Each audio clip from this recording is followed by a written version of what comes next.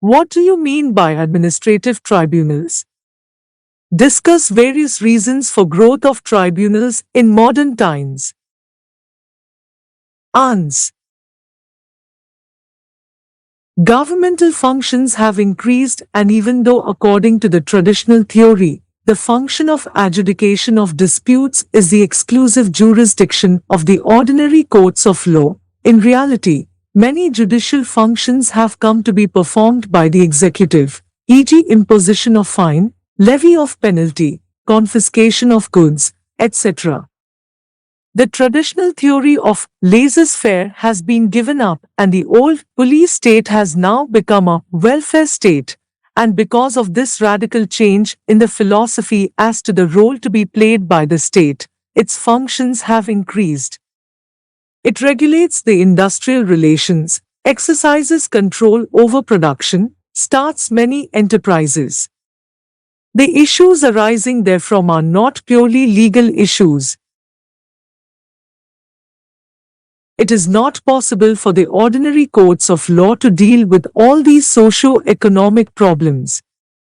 All the same, it is necessary that such disputes should not be determined in an arbitrary or autocratic manner. Administrative tribunals are, therefore, established to decide various quasi-judicial issues in place or ordinary courts of law. The status of tribunals has been recognized by the Constitution. Article 136 of the Constitution empowers the Supreme Court to grant special leave to appeal from any judgment, decree, determination, sentence or order passed or made by any tribunal in India. Likewise, Article 227 enables every High Court to exercise power of superintendence over all tribunals throughout the territories over which it exercises jurisdiction. By the Constitution, 42 ND Amendment, Act, 1976, Articles 323-A and 323-B have been inserted by which Parliament has been authorized to constitute administrative tribunals for settlement of disputes and adjudication of matters specified therein.